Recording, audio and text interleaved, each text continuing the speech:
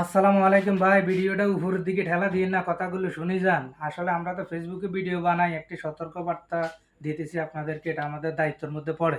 আপনারা জানেন সারা বাংলাদেশে একটি আতঙ্কের নাম রাসেল ভাইপার, একটি সাপ, বিষধর সাপ। এই সাপটি আসলে মোটামুটি বাংলাদেশের আনাচে কানাচে ঢুকে গেছে। আমরা ফেসবুকে ইউটিউবে যা দেখতেছি, আসলে যা কিছু রটে তা কিন্তু ঘটে। কথাটা মোটামুটি সত্যি। এই সাপের ঘটনাটা এখন গ্রামের ভিতরেও ঢুকে গেছে অলরেডি। তো আপনাদের উদ্দেশ্যে বলতেছি, আপনারা যারা যাদের বাড়ির আশেপাশে বন জঙ্গল আছে, অবশ্যই বন জঙ্গল পরিষ্কার করে রাখবেন।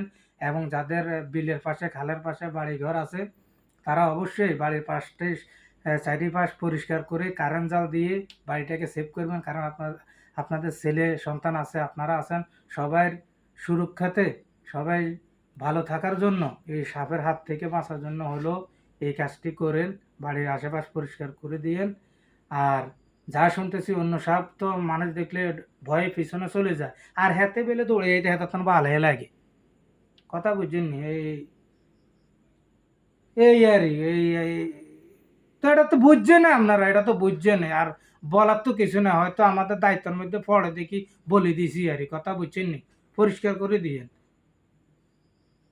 হ্যাঁ, আর পাইলে ভিডিওটা শেয়ার করে দিয়েন বেশি বেশি। মানুষের সাথ হুনক বুঝক, সতর্ক কথা হোক। বুঝিনি, সতর্ক হোক। হয়তো অনেকে কইতেছে যে আর এটা তো মিশে হইতে পারে, অনেকের ধারণা এটা। হয়তো আমি আবারও শুনতেছি কারো মুখ থেকে যে হয়তো সাপ একটারে ইউটিউব ফেসবুকাররা এটারে ডাউনলোড দিয়া বিভিন্ন জায়গার নাম নাম ইয়ে করি মানে ছাড়তেছে। আসলে এটা কিন্তু মোটামুটি ভুল। সাপটি কিন্তু সত্যি দেশে গ্রামের আনাচে কানাচে ঢুকে গেছে। তো সবার মাধ্যমে এটারে বিলাই দেন, বিলাই দেন, বিলাই দেন।